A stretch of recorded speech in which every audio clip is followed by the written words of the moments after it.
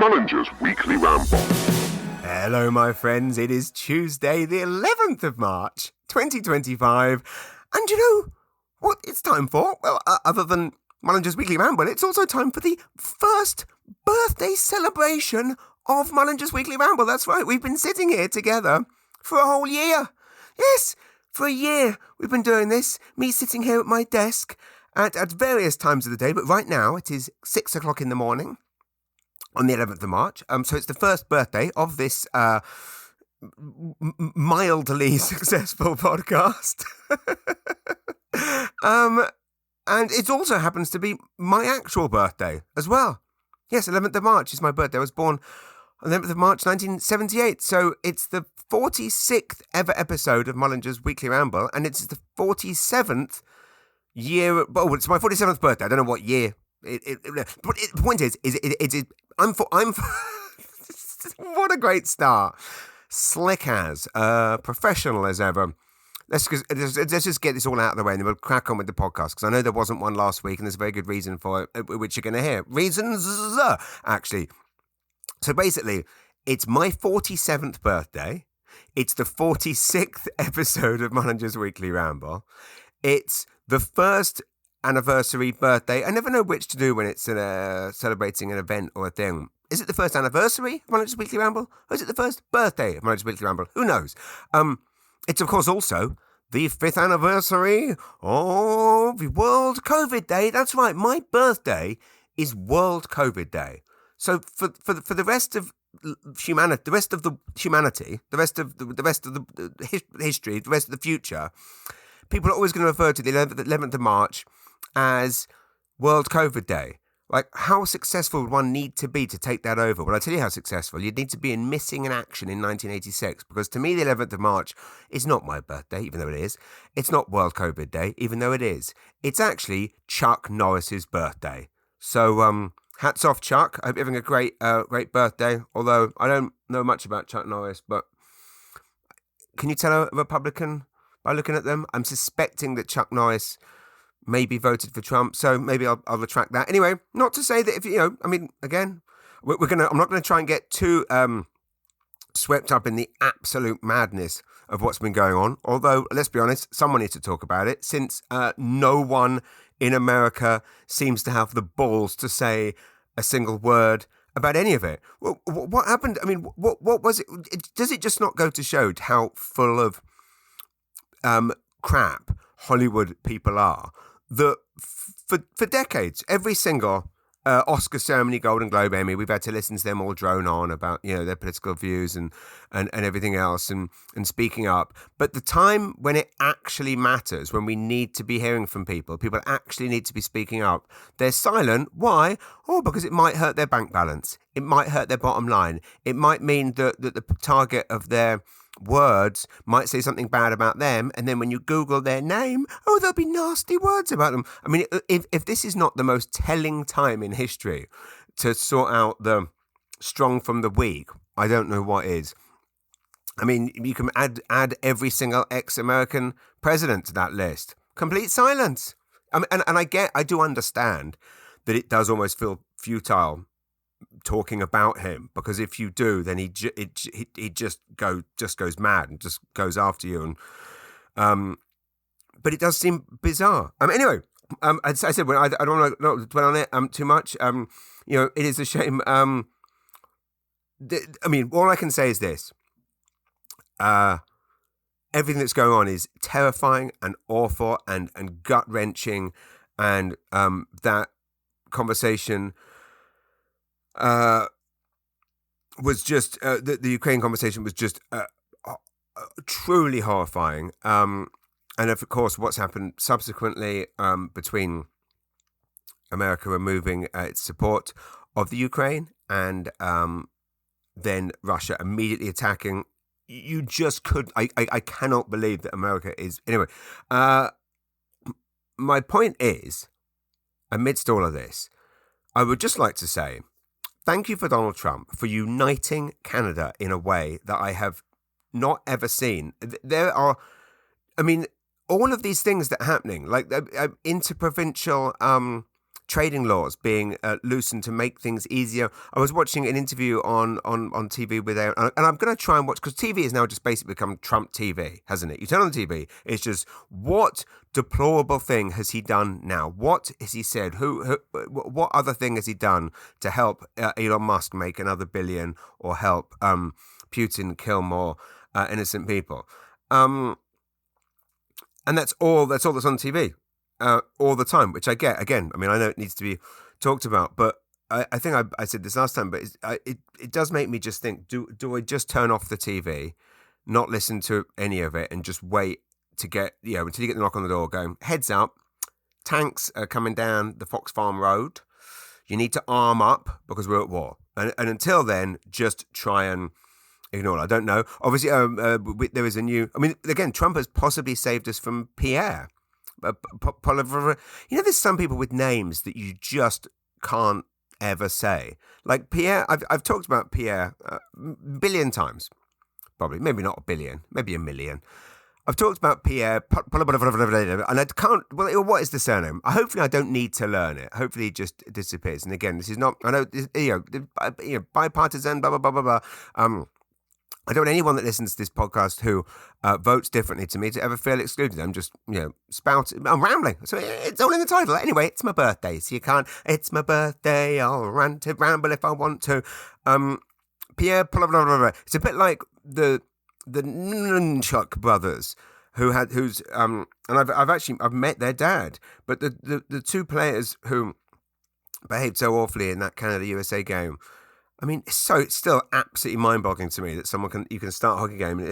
Violence should never be the answer, but when you literally, it doesn't come from any other thing than just a premeditated act of violence. It seems absolutely bizarre that someone's then able to just carry on. There was in England, there was a Millwall Crystal Palace game a few weeks ago where the Millwall goalie it was someone. I don't know the specifics. Obviously, you don't come in for facts. One of the players basically, they got it accidentally while jumping for the ball, kicked someone in the head accidentally. No one is disputing the fact there was an accident, but because contact was made, there was a 3-game ban that people are calling for a longer game ban, and that's part of the game. You jump for it, but yet in hockey, you literally just start swinging at someone. Anyway.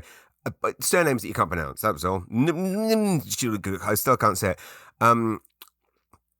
So anyway, last time I was recording, some of you might remember, it was also 6:00 in the morning, and I was musing. And again, there's bigger problems in the world. So I was being a bit of a whiner about the fact that I couldn't go to London to attend a movie premiere of Danny Dyer's newest movie, and indeed first movie in about 12 years, and I think actually I can say that I was in it. Yes, Vendetta was his last movie, I believe, and I was in it. So my friend Gavin Bond, without question, one of Hollywood's biggest poster photographers and indeed portrait photographers. I used to work with him a lot at GQ.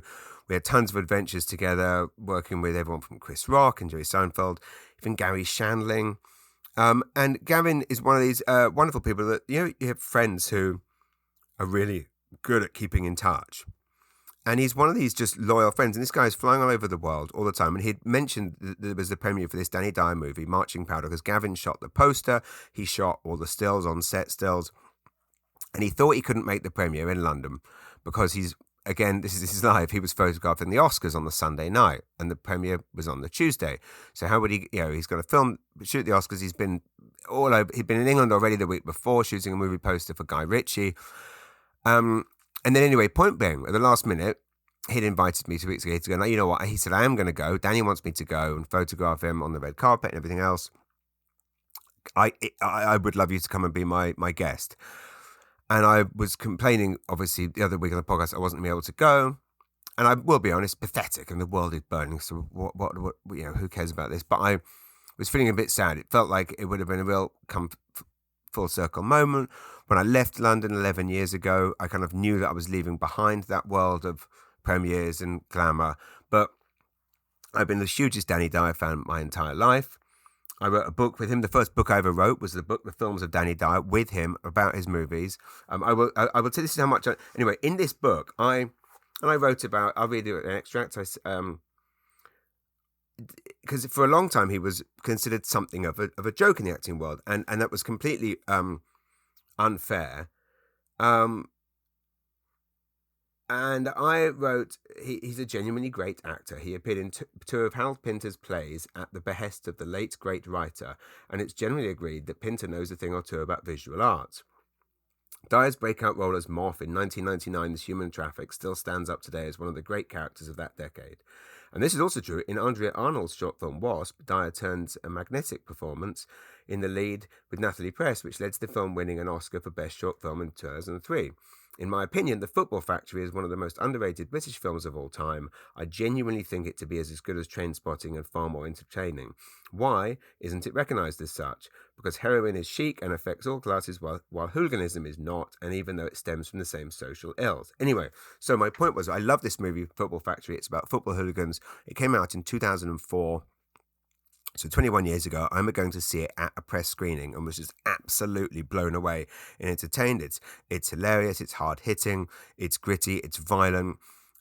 It also, because I've never really been in, obviously, any kind of like gang or, I kind of somewhat admire / crave the kind of the male camaraderie of that world, while also obviously not wanting to be involved in any form of violence. Anyway, this movie, Marching Powder, is essentially a kind of a follow-up of sorts. It's Danny Dyer reunited with the director, Nick Love, not playing the same character, but it's basically in that movie he plays a kind of a cocaine snorting, hard drinking football hooligan who's questioning his life choices in his 20s, and then this one is now about a guy in his late 40s still doing all that stuff, but married with kids, with a son, which is also played by Danny Dyer's son in real life, incidentally.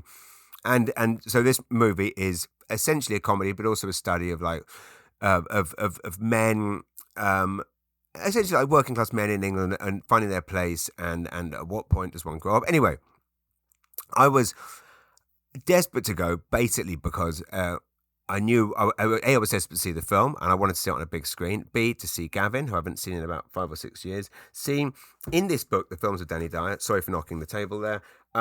I made the point at the end.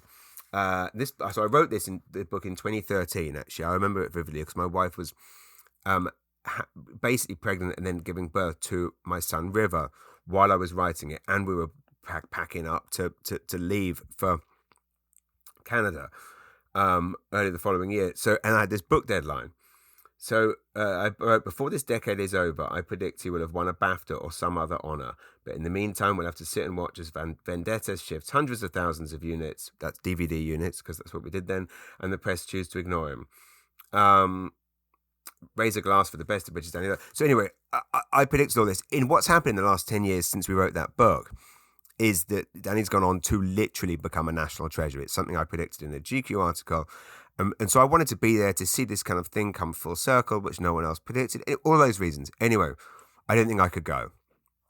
And I sat on the podcast. You were there probably 2 weeks ago complaining about this. As soon as I stopped recording the podcast and pressed end, I opened my email, and my amazing, beautiful, kind, brilliant wife has forwarded me Air Canada booking confirmation saying phone, because I've already basically told Gavin the night before I can't go. And then I opened this email, and she's like, call Gavin ASAP. And she's booked the tickets. Now, basically what she found was ridiculously reasonably priced flight from Halifax to London, basically going for just like 3 days.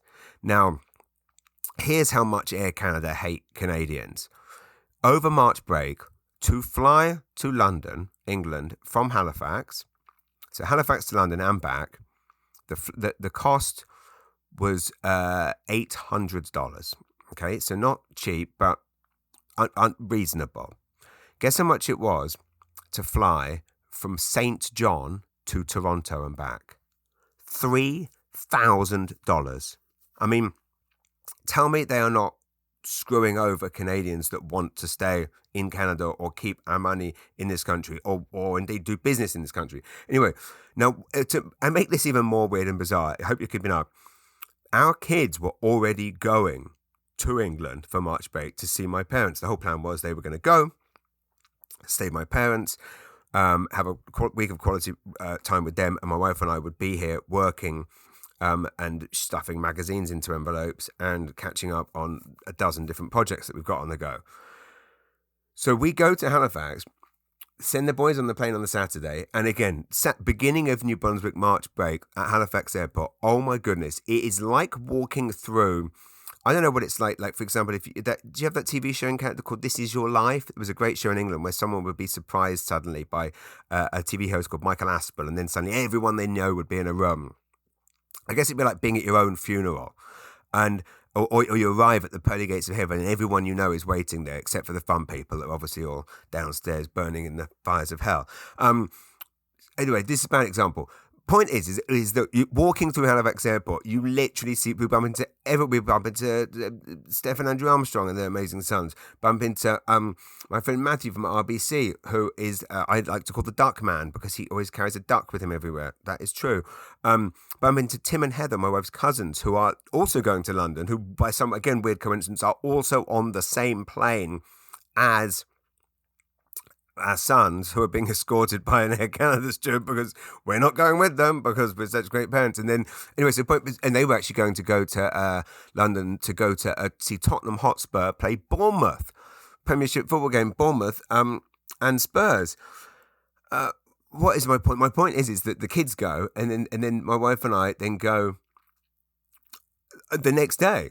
So anyway, all of that is that actually I've got to tell you. So the kids go, great, and again, and also crucially, we didn't see them while we were there. Now there is a reason for that. Who wants to muscle in on important grandparent time with the kids? It's important they get their time, and as well, kids behave different around their parents, right? We all do. We all basically we behave more like dicks with our parents around. I do. And my children do. If I'm around, they're good when they're with their grandparents. When I suddenly appear, all the nonsense begins. And similarly for me, I mean, I'm a normal. Well, no, I'm not. I'm an absolute mentalist. But I'm for the most part, I can keep a lid on it. Put me in a room with my parents, and I literally turn into like a teenager again, argumentative, getting pissed off about everything everyone says. So Saturday night, my wife and I went out to Mystic, which is the latest restaurant in the Queen's Mark development. I'm sure you all know this because I'm sure you're all subscribers to the Maritime Edit magazine, and if you're not, why aren't you? It's the only media left in the entire of Atlantic Canada, and it's the only and you can't share news stories on Facebook, as you know. Still, surely now Trudeau's gone, someone can figure that out. Can you? I mean, it's so weird. Again, I've been back in England last week. I know I complain about this a lot, but walking into every single shop, a wall of 12 or 13 newspapers every single day, like more than half an inch thick, full of news. Everyone in England, everywhere you turn, people read newspapers everywhere.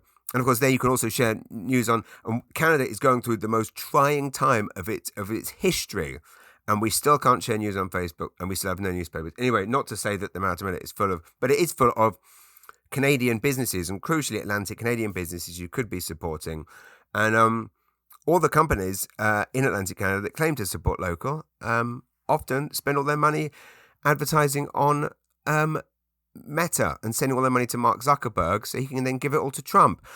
Oh my God, who saw the footage of Mark Zuckerberg at UFC at the weekend? I mean, I've never seen anything more pathetic in all my life. I keep getting videos keep being taken down from my Meta pages from the. I know I shouldn't even be using it, but you know, can't print everything. Let's get back to the point. The point is, well, if you want to know about great Canadian destinations, Atlantic Canadian destinations and businesses to support, subscribe to the Maritime Edit. It's only $40 a year.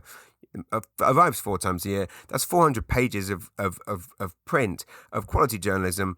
I don't do this podcast just to promote my own stuff. What's my point? Yes, Queen's Mark development, you must know about it. It's basically Scott McRae, the most incredible visionary in Atlantic Canadian history, came up with the Queen's Mark development on the Halifax waterfront. It is the development that basically includes everything from Mystic Restaurant, Salt and Ash, tons of amazing stores, the Peace by Chocolate boutique. Because I'm being forced to think on the spot, of course, I'm forgetting Bar Sophia.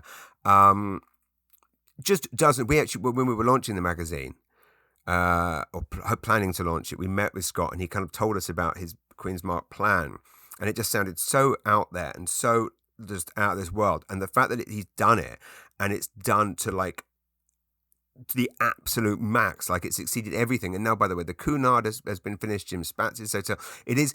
I stand by what I always say. There is no city in history that has grown and developed so much in the space of a short time as Halifax. People often say Vancouver. I don't know, really? I mean, again, I've possibly said this before, but the best way I can describe it is, if you ask me to make a list of my 25 favourite things to do in Halifax, basically probably most of those 25 were not there 10 years ago. It is out this world. Anyway, so all these restaurants all offer something so different, so unique.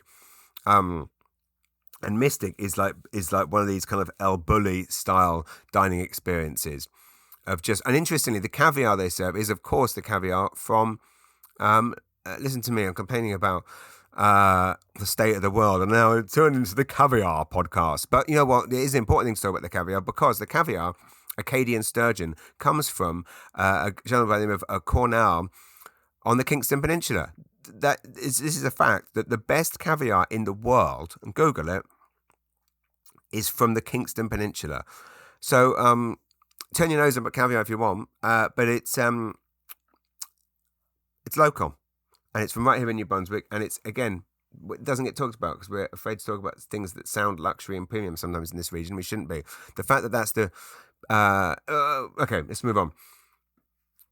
Mystic, amazing restaurant. Like, if you're looking for like a proper, like one of those luxury, like Michael Smith style dining experiences, Mystic. And interestingly, the GM there, Andrew, used to work at Fogo Island Inn. Met him, what a wonderful gentleman. So anyway, Sunday, go to fly to London. I stay with our friends Kyla and Richard. Many of you might know Kyla Lingley, my wife's best friend. They grew up together, went to St John High together. I think possibly went to Barnhill Elementary together. Kyla is, of course, an opera singer. Some of you have may have seen her perform with me at Harbour Station Arena, at the Kingsbury Garden, at Yip Cider. And they live in Blackheath, which is just the most beautiful part of London. They have an apartment just right off of the gorgeous Blackheath Common, and it's just one of those just magical. Like, what, it's one of those few parts of England that hasn't been completely decimated, and it really, when you watch those Richard Curtis movies and you're kind of like, oh, Bridget Jones, you're like, it can't be like that. In Blackheath, it actually is like a tiny little village. It's Blackheath Village, beautiful pubs, and I know I always bang on about how I miss British pub culture, but this time, being back, it was just really interesting seeing what it's like there.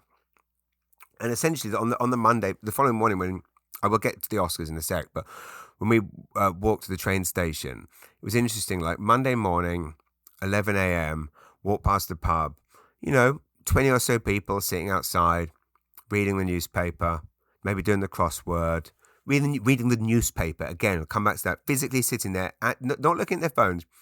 20, 30 people sitting outside the pub, beautiful day, reading the newspaper, sipping a pint.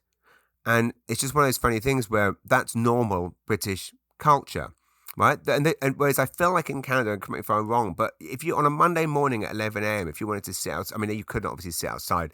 And that's the other thing, there's hardly anywhere to sit outside, obviously not in this weather. But if you were sitting outside a pub at 11 a.m., if you were a professional and you were, say, in Halifax or Uptown St John or Charlottetown or St John's, Newfoundland, Labrador, would you, if you're a professional business person, entrepreneur, figure of the community, feel comfortable sitting outside a pub at 11 a.m. on a Monday drinking a pint? Probably not, because basically, if you're drinking at that time, generally you're considered to be an alcoholic. In England, just the norm. So what's my point? It's funny, one thing I realised on this trip, and I have to say this, is that I obviously, I think I've mentioned this before, that I'm currently close to finishing my second book, which is about turning your neurodiversity into a superpower, and how, I'll obviously talk on stage about how helpful ADHD has been for me in terms of getting a lot done. It's why I'm sitting here at 6:25 in the morning of my birthday. And on my birthday, what do I want to do? I want to do this. I want to hopefully get a chapter of my book done. I want to hopefully go play some soccer at the field house with my son later. I maybe will even try and get some CrossFit in. I will certainly try and squeeze in a swim. I will certainly try and write some more jokes. I also have a couple of meetings. And that's what my brain wants and desires. However, I realize something that I don't often say, which is that having ADHD also, because I, as you know, I try and veer on the positive. Certainly on stage I do, certainly in writing I do, maybe less so on this podcast. I don't know, because I don't actually always remember what I say, to be honest. I record these things often, and then I stop it and I send it to Reese, amazing Reese Waters, and God bless Reese, by the way, for putting this up this week, because he's it is March break in Nova Scotia this week. Isn't that mad to think 5 years ago, COVID? 5 years ago, I vividly remember this time. So this time, 5 years ago, it was officially announced to be a pandemic, and I just remember. Actually, there was the other thing. It was so weird being in Halifax this past weekend, back at Sutton Place, third weekend in a row at Sutton Place, and the Remax Atlantic Canada Gala Awards were happening. And I remember I was booked for the Remax Atlantic Canada Gala Awards in 2020. And it was supposed to happen like late March. And I remember when they got in touch with my agent, Kim, to postpone or cancel because of this upcoming pandemic, we were like, pardon me, sorry, I didn't mean to burp in your ears there. I apologize for that. We don't edit this, so I'm really sorry. It's very rude, but I didn't mean to. I didn't know it was coming. I didn't feel it coming. It's weird that, isn't it? Sometimes, like generally when someone does a fart, there's no excuse, is there? It's like that. You even if you didn't push it out, you could have held it. Burps a bit more like, premature ejaculation. Like when you think you don't know it's. When I used to do premature ejaculation, you know the ejaculation is coming at some point. But at the point when your loins, are they loins? When the loins decide that we have liftoff, there's really no stamping out the fuse that has been lit. Like when. I don't know about you. I mean, maybe people told me about this thing called the pinch method. How did I get down this this filthy tunnel of what was I talking about? This is the point. I generally try and be positive. It is the point about ADHD, and what I realised when I was coming back from London, brain a bit frazzled, a bit tired. Obviously, possibly too many late nights, etc., etc. But or too many thoughts were coming at me at once.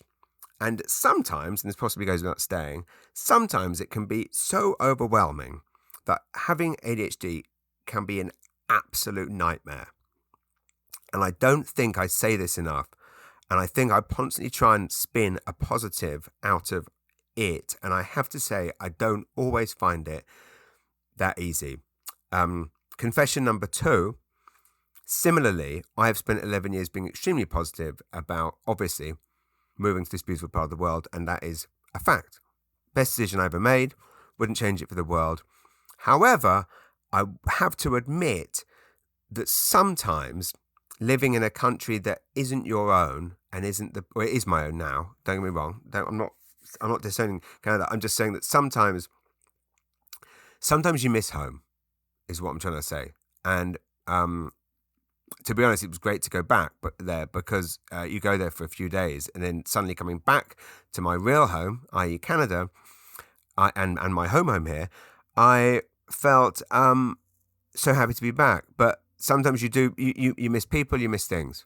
And it's different. This is the thing, is it's just different. And I've heard this from war brides, that you never stop being an immigrant, even when you've become nationalized in your new country.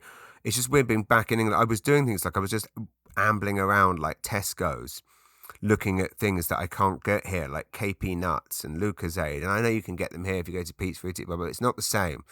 And walking past pubs and, like I say, people sitting outside. And there's millions of other examples, the way people talk, it's different. And it's funny how you can live in a place and be completely welcomed in every possible way. And I do maintain that Canada is the greatest country in the world. That is a fact. And it's the best place in the world to live. And it's the best place in the world for me to live. But I sometimes miss aspects of home. That's all. It's not the greatest revelation. It's just that I never have actually really said it before. So anyway, all of that said, it was great to go back for these few days. But then after a few days, holy shit, it was great to get back here. So we get to Carl Richards, and now generally we have an Oscar party each year, and this year it was like, oh, we're not going to have an Oscar party because everyone's away for March break.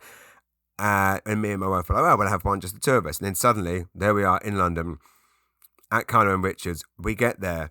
Oscars start basically at like midnight their time.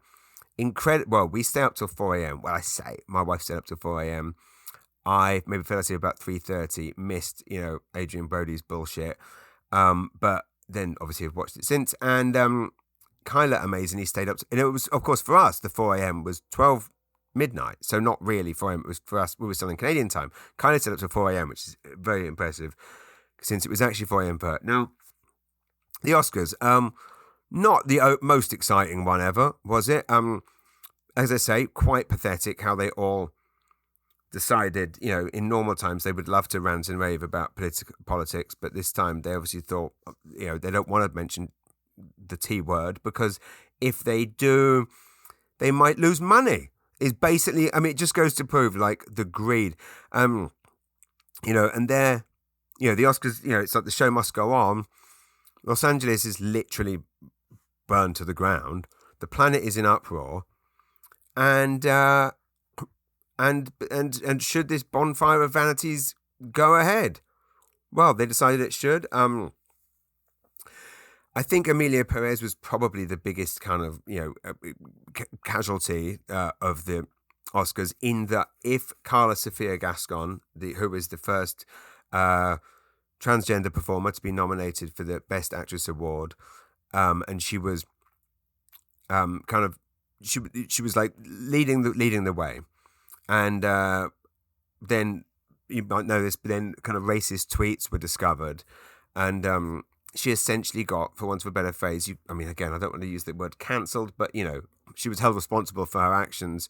And Stephen King had said, well, separately, Stephen King had said, like, after the wildfires had destroyed, 1,800 homes and torched 57 acres, Stephen King said that the Oscars should have been cancelled because it felt like, fiddling while Rome burns. I don't know about that. I do know that Kieran Culkin, I like Kieran Culkin. He's clearly got ADHD. I love the fact that his brain goes in many directions.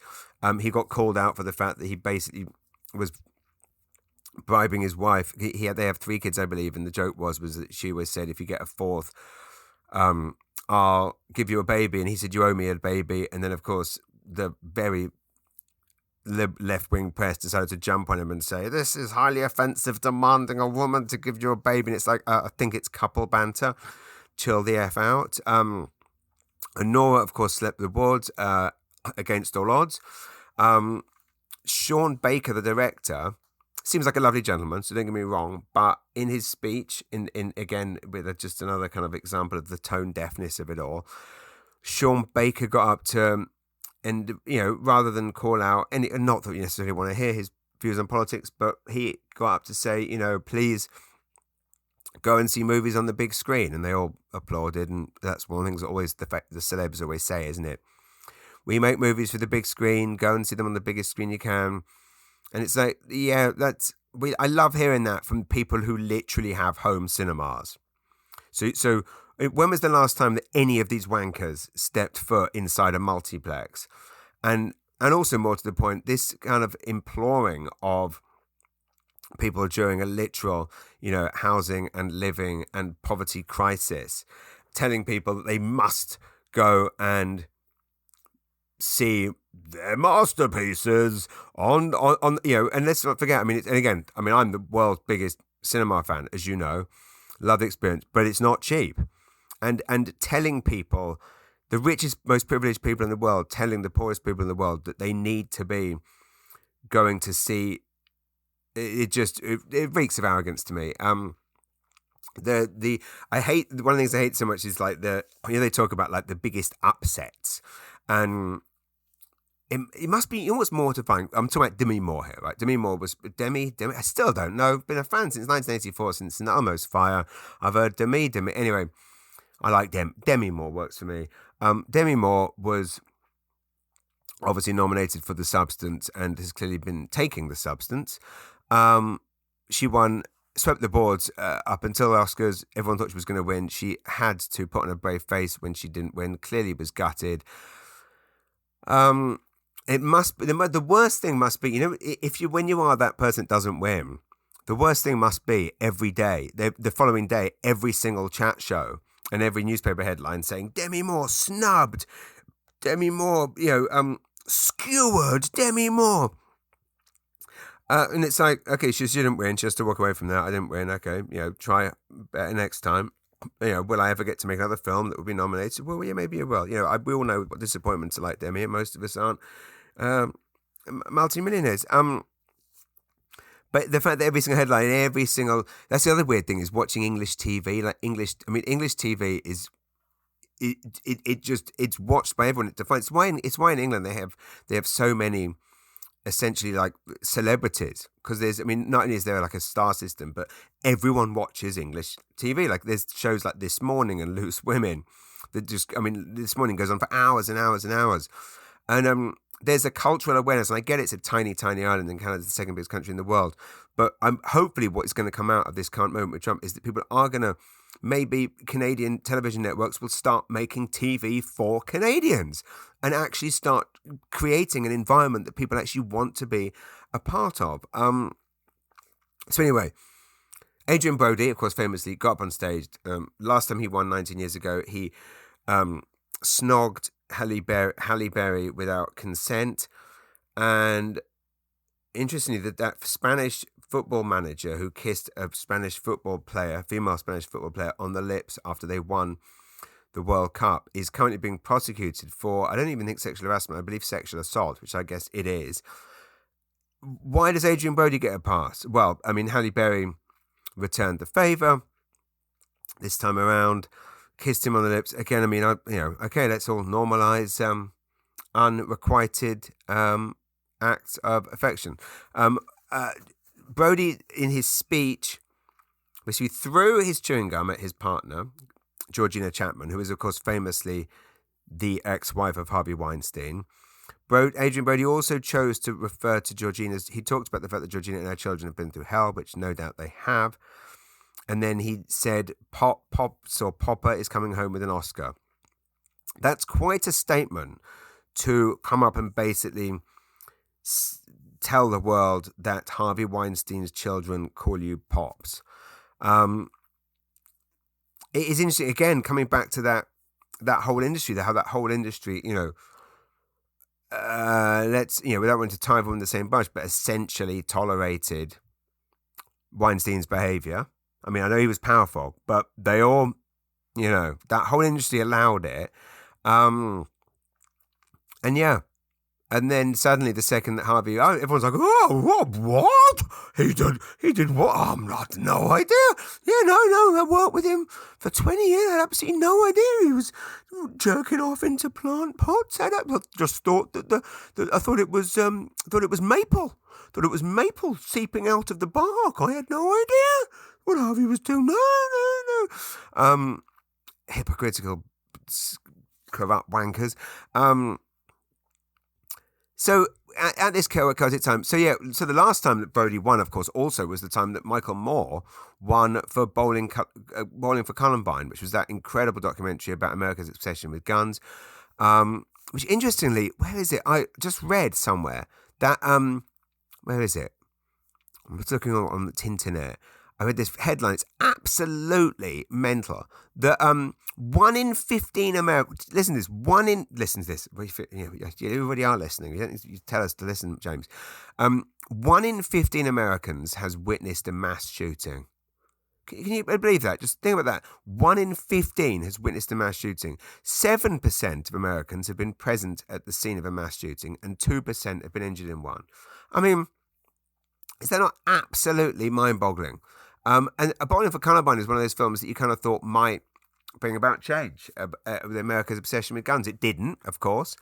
The NRA kept arguing that they needed to keep their guns in case they had to overthrow an evil dictator. And now they've got an evil dictator because he's one of them. They're going to leave him alone. They keep stockpiling guns and they don't give a shit. They're going to keep shooting each other and innocent people, but let him... Anyway, and then do you remember when Fahrenheit 9/11 came out, and how the film basically kept referring to George W. Bush as fictitious, which, I mean, again, we kind of forget this. That I think I'm certainly under the belief that it was a fact that George Bush did steal the election from Al Gore, which is, that happened. Whereas obviously Biden didn't steal the election from Trump.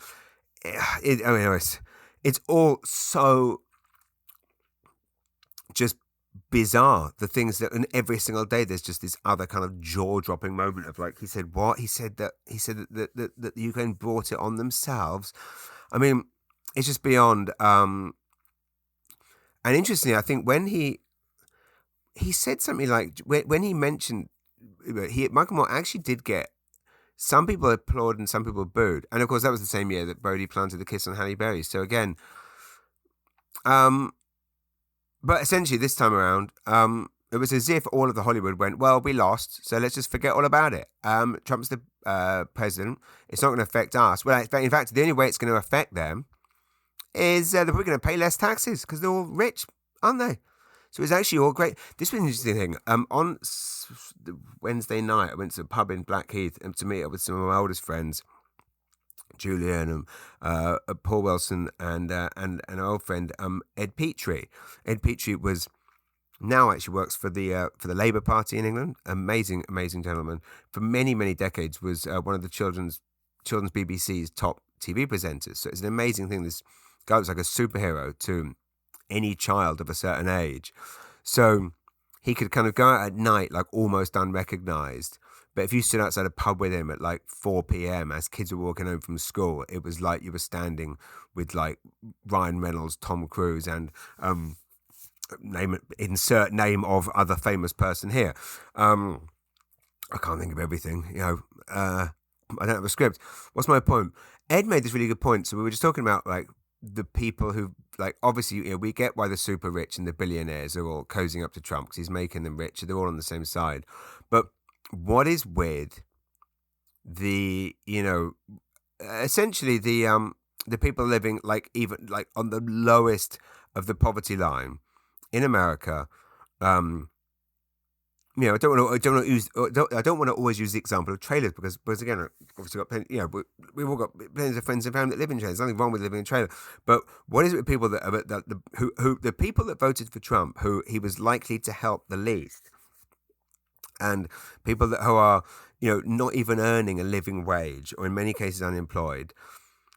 What is with them voting for Trump in their millions? And Ed made this brilliant point when he was like, he realized that, he said for many years he would ask himself, why would they vote against their own best interests? And then he said, as people that are somewhat, successful, which I guess in life we are privileged enough to have jobs and money and general and roof over our heads.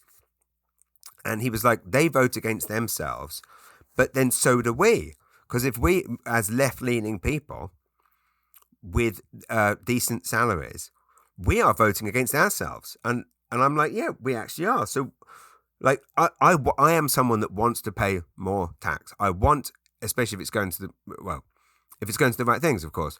I vote left because I would rather pay more tax so that people could be looked after, so services could be honoured, so that the health system can be looked after, so that teachers and doctors and nurses and police are all paid fairly, refuse men, or in England we call them bin men, whatever you want to call it, so that everyone is paid a fair living wage, so that society is equal. So I essentially vote against my best interests, although obviously that is in my interest for society to be as a whole happier. But so you get what he was saying. It's interesting. We question why do people vote for Trump when he's working against them? Well, we often vote against ourselves. So it's all about what you believe in. So that was Sunday night Oscars. Monday, met up with our friends Claire and John, went to the Donovan Bar, which is in Brown's Hotel, which is where my wife and I had many of our most kind of monumental moments in, say that, we used to drink in there a few nights a week. Donovan Bar is named after the British fashion photographer Terence Donovan. I once did a big feature for GQ on Terence Donovan. He had passed a few years prior. He's one of the icons. He was up there with, with Terry O'Neill and David Bailey and all those people. And I sat in there in the Donovan bar, surrounded with original photographs by Terence Donovan with Diana Donovan, his widow. And we became very close, and we met in there quite a lot for drinks. If anyone would like to read that article, I'll happily send you a PDF. Fascinating fact, right? You want to know about print media. And I'd messaged someone recently about this article. They'd picked up the magazine. It's from about, I don't know, it must be 2006 or something, right? It's 20 years ago. And they'd picked up the mag, read the article, and they got in touch saying, and they wanted a quote from me because they were studying Donovan for a photography course. And long story short, people talk about like the internet and existence and, and things living forever and blah, blah, blah, blah, and all the bullshit around. My point is this, but GQ obviously always had a website from, the late 90s, but they really started kicking it into gear in the mid-noughties because it was like, this is the future, blah, blah, blah. I tell you, another funny thing was when we were forced to do iPad editions. It was like iPad editions of magazines of the future. And then we started doing it, and the numbers were something like 300 people looked at it on the iPad. And we went all out. It was like we had to produce the magazine as it always was, but then suddenly you've also got to produce, like if I was doing a shoot or an interview with Jerry Seinfeld, we had to do the shoot, which I did with Gavin Bond. Then the interview, which I did, typed it up. Then we did an iPad edition, so we had to have Jerry moving. As you turned the page on the iPad, he would move, and then you tap the pictures, and then you have his voice giving you the caption. And only like 300. Anyway, my point is this. The internet is considered to be like this kind of all living, that's where everything needs to live. Well, GQ website, I must have written upwards of 300 articles for the GQ website between about 2005 and 2014. At that point, the website was redesigned, and everything that was produced on that site prior to, I say everything, about 90% of what was produced prior to that time disappeared. Either it was lost or just whatever, didn't copy over. So if you are so if you think of the tens of thousands of articles and the millions of words written by actually talented people, unlike myself, award-winning journalists, investigative journalists from all over the world, writing for the GQ website, all that work is gone.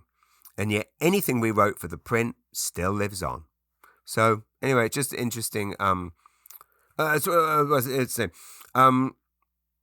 it's one of those things, even if the magazine just lives on like someone's shelf or in a library or in a vintage magazine shop or wherever it is. But basically, all those articles I wrote for that decade, and some of them, I mean, interviews with, I can't think of anyone offhand, but, Sadiq Khan, I did a massive interview with the Mayor of London when he was just my local, when he was my local MP in Tooting, where, I predicted him for great things. I predicted him was it for Prime Minister or was it for Mayor? I can't remember. Anyway, amazing, long, far-reaching interview with a man who was hardly known, who went on for greatness.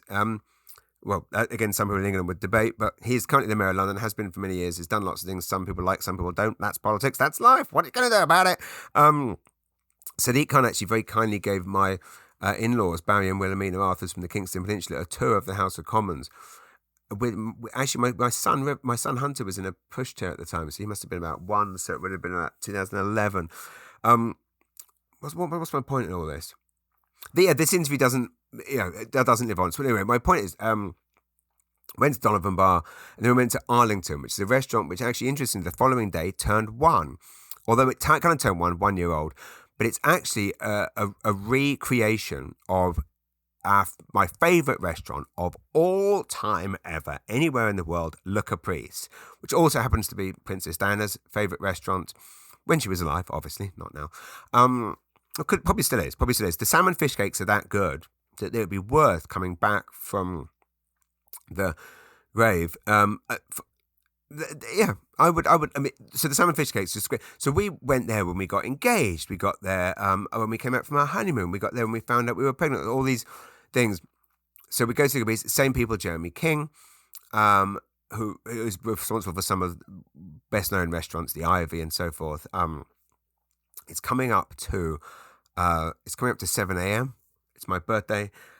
I'm dying for a wee, but I don't want to go for the wee because it makes it annoying for Reese having to edit I'm sure he's been in the editing game for 20 years, working for the BBC 20 years ago. I'm sure he knows how to splice two things together, but I don't want to cause problems for him. I also don't want to make this podcast go too long because, you've got to keep things tight and slick, right? So we went to Arlington, which was also known as Le Caprice, with our friends Claire and John. Went in there, saw Hugh Laurie in there. Hugh Laurie was sat there interestingly, at our favourite table. Again, Hugh had obviously already booked it. Fair enough. I hadn't seen Hugh Laurie since about 2012 when we did a shoot together in London, actually around the corner from there, when we'd booked a stylist. I won't obviously name their names, but they were involved with someone I worked with, and I was somewhat pressured into using this stylist, and this stylist turned up with clothes. You'll obviously know who Hugh Laurie is. You've seen him. He's tall and big, and basically I would say that the clothes that turned up were probably best suited to a photo shoot with Peter Dinklage. Let's put it that way. Seeing Hugh Laurie trying to squeeze into a jacket that possibly would fit Paddington Bear would have been hilarious if it wasn't quite so embarrassing. This was another funny thing that happened earlier that day. Was we were in Covent Garden, my wife and I were in Covent Garden shopping, and we get approached. I get approached by a very charming looking lady who comes to me and says, "Hi, I'm Pippa, you don't know me."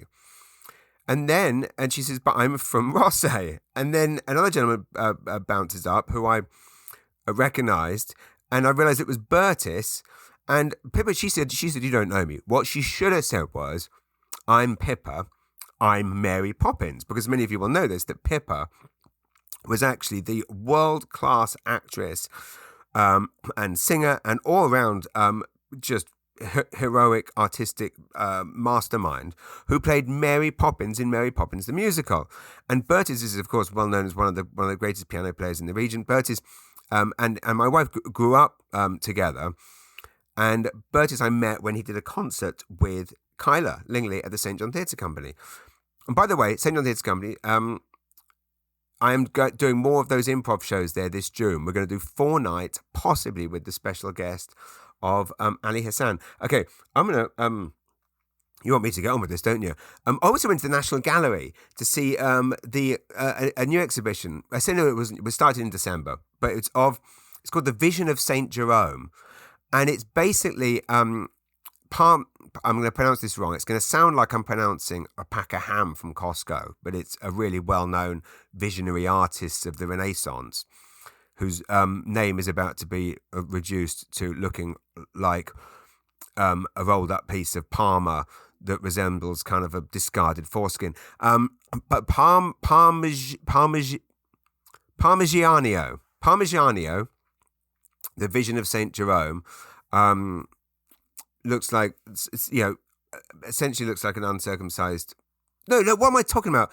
It sounds like, those rolled up pieces of meat. Doesn't matter. Basically, the exhibition explores the kind of creation of Parmigianino's The Madonna and the Child with Saints. And it's also known as the Vision of St Jerome. And basically, it hasn't been seen in more than 10 years because it's been... they put it through that kind of conservation process. But...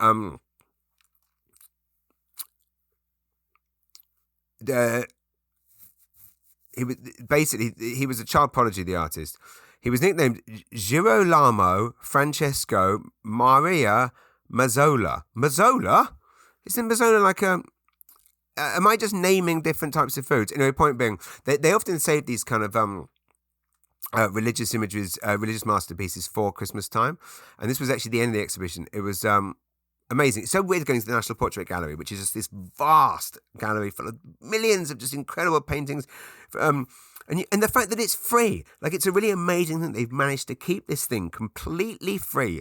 That it's full of some of the most amazing paintings in the world. And somehow through government grants and government support and supporting the arts. So anyway, let's jump to the chase. Tuesday night was the Marching Powder premiere. And I mean, it was just incredible. Walk in, I see Danny Dyer. Well, first of all, I went to the Blue Post pub on Berwick Street, which actually says outside, it says a proper old school British bozer. And I was meeting Gavin's other friends there, so we could swap tickets to go to the premiere. So I sat there for a bit just watching the room, and it was fascinating being in this old school British boozer. Just absolutely, you cannot. There is nowhere in Canada quite like it, like a proper old school British boozer. People coming in and out. Men obviously like out shopping with the wife. The wife said, "You hold the bags." He's gone, "I'm going to go for a little pint." And they come in with all the wife's shopping bags and they sit down and they sink 3 lovely big pints of lager. Think nothing of it, lovely job. Because again, you can do that because you don't have to drive anywhere. Anyway, he gets to the premiere. It's amazing walking in. Absolutely, I see James Buckley almost immediately. James Buckley, of course, many of you will know, is from the TV show The Inbetweeners and The Inbetweeners movie, which is actually still Britain's biggest ever comedy success film. Box office in England. And he also incidentally played me in the movie The Comedian's Guide to Survival, which is not the biggest success. In fact, it's probably one of the least successful films of all time. See Danny, get to meet Nick Love, the director of The Football Factory and of course and Marching Powder. Gavin is just on absolute fire on the red carpet, taking amazing pictures. The fact that he's telling me he takes this epic picture, which follow Gavin Bond Photography on Instagram. It's his picture. He took an amazing picture of Adrian Brody, and then as the Oscars started, he hot-footed it to the airport. So he's sitting in the lounge, drinking a beer, watching the Oscars on TV, sees Adrian Brody win the Oscar, having just photographed him an hour before, and then arrives in London. So Marching Band, and then that was it. That's pretty much. I watched a lot of stand-up specials on the planes. I will say this: is anyone else finding this new season of the White Lotus a little bit slow? Like, it's intriguing, but it's a little bit bloody slow, isn't it? I watched all these stand-up specials, like Nikki Glazer's "Someday You'll Die," I think it's called. I watched this guy Remy Youssef, I hadn't heard of before. I watched one by Seth Meyers, and I have to say, this isn't sour grapes. And I'm watching these specials, just going, why aren't they more funny? And it's not just that I'm watching it going, this wouldn't land. If you played this in a Halifax or St John Comedy Club, I don't know if this would even land. And crucially, the audience isn't really laughing much. And then I'm watching these things on the plane thinking, I've got to Google the reviews of this. The reviews of these things are going to be terrible. Then you Google it, and it's like Rotten Tomatoes, 100% positive. And you just think, am I living in some parallel universe? Like, why is it that as a jobbing, unknown, nobody comedian, what we expect from oneself is 90 minutes of the audience blisteringly laughing, and yet these comedians go up and they kind of tell these stories, and it's mildly entertaining / hacky / whatever, and the audience is kind of teetering along, and it's an HBO special. And if I did a gig where the audience laughed, I mean, I do gigs where the audience laughs that little. They're generally called corporate, and that's to be expected. I certainly wouldn't be filming it and putting it out on HBO.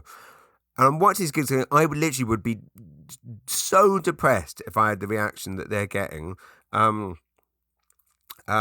You know what? I might run for no, I'm not going to run for the week. I'm going to wrap this up. Okay. I'm holding the wee. I'm done for a wee. What you doing for your birthday? Holding in a wee for an hour while I talk absolute bollocks, sitting at my desk at 6 o'clock in the morning. Okay. I know I've talked a lot in the past about the nightmare of an electric car. And we had sworn, having had a few absolutely disastrous experiences with I'm going to name it, Volkswagen ID4. Don't buy one, is all I can say. Now, in England, everything central is electric, although partly because the mayor introduced a rule where it's like, okay, if you don't drive an electric car, you've got to pay a congestion charge. You've got to pay a charge to drive gas. So everyone went, okay, well, rather than do that, we'll all turn electric. So everyone went electric, and then he went, oh shit, we haven't got any money coming in. Now you've all got to pay. So everyone turned electric, and now they've all got to pay. But at least in England, there's enough EV chargers everywhere that everyone can get charged. Holy shit, if you do make the catastrophic mistake of buying an electric vehicle, do not, I always thought Halifax would be an easy one, right? We've made so many mistakes before and generally would never do it again. We thought Halifax should be fine, try and get to Enfield, it should be able to, but of course many of you may know the weather's cold, a battery of an electric car basically lasts about 15 minutes. So you're lucky if you make it to bloody Salisbury, let alone Enfield, and then you get to Halifax. No chargers everywhere. Basically, there was like 20 chargers at the airport, all broken. Chargers downstairs at the parking lot at the Nova Centre, all broken. I couldn't believe it. Everywhere on the way back, we are literally down to the last few. We stop at OLAC, and we are trying to use the MB Power ones, right? Now, here's the thing: you need your phone to use them because you have an account on your phone. So we're trying to charge the car, but guess what? We can't because you're not going to believe this. There's no signal for the phone in OLAC at the big stop. So you can't actually get on the phone to get the bloody... So we're like, oh my God. So we start driving thinking, okay, we're going to try and get to Salisbury. Maybe we get to Salisbury. There's enough phone signal there. And the thing's going down. So we're like, okay, turn off the heaters. Don't play any music. Don't plug that in. Don't signal. Don't signal. Even if you're changing lanes, don't signal because by using that light might use some battery. We don't want to break down in the middle of the highway.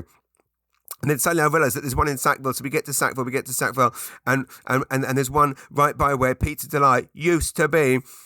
And we try and plug in, but the same thing's happening. No signal. And then I've got to say, a knight in shining armour, an absolute saint of a man.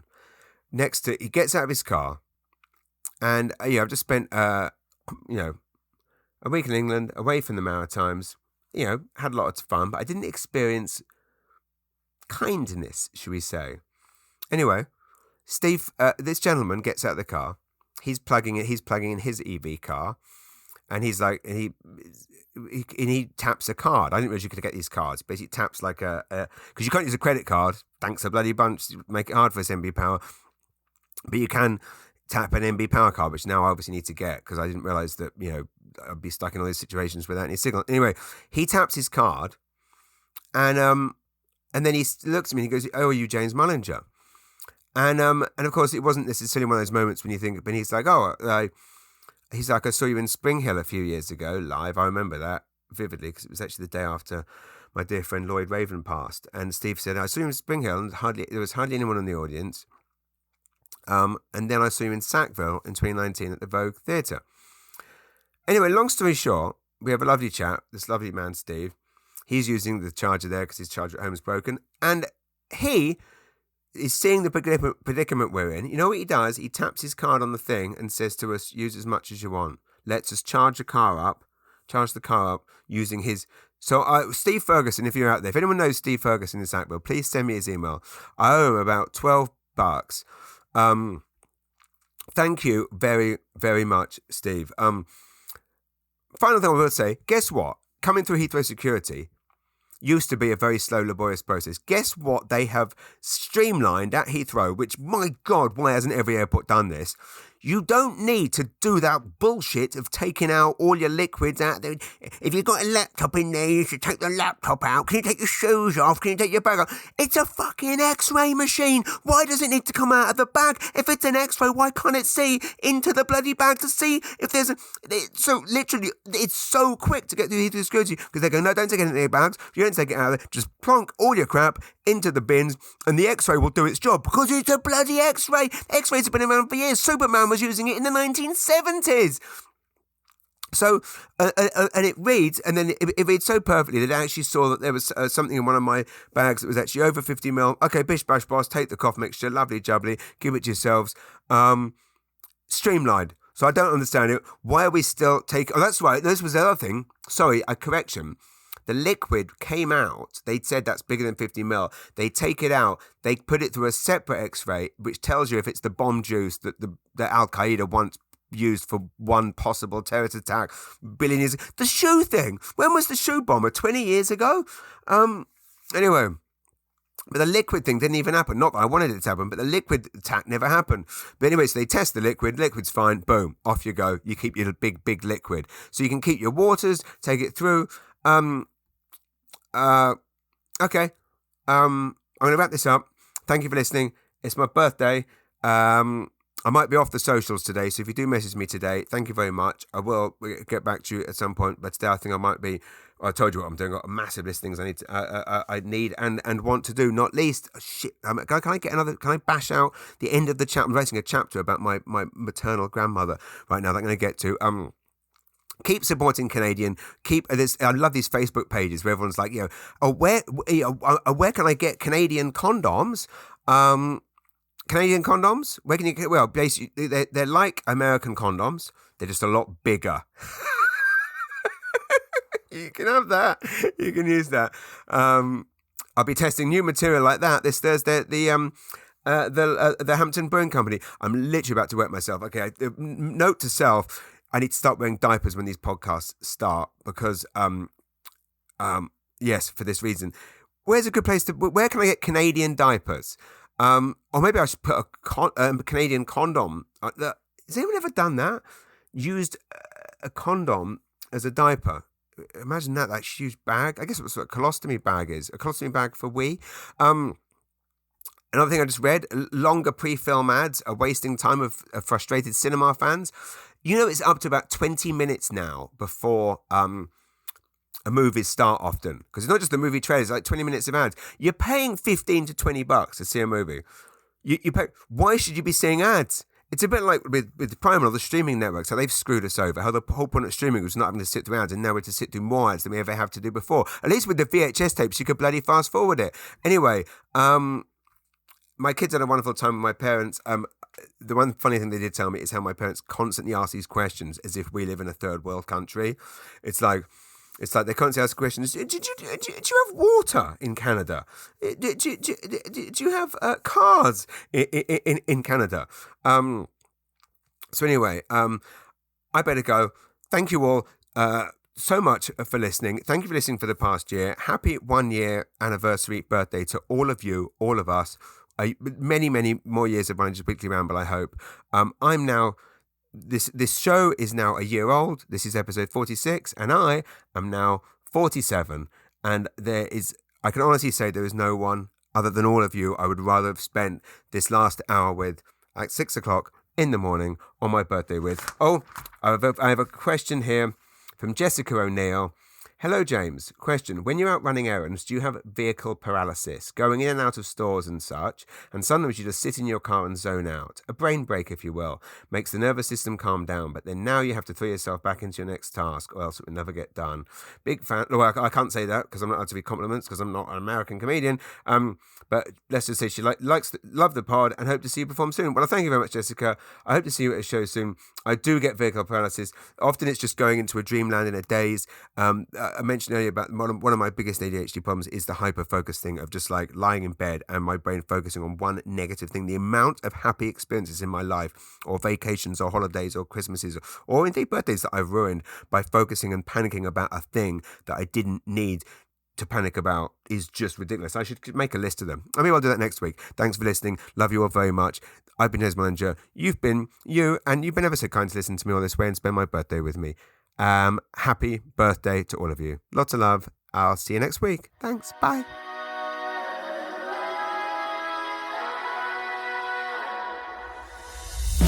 Mullinger's Weekly Ramble. You've been listening to a Podstarter production.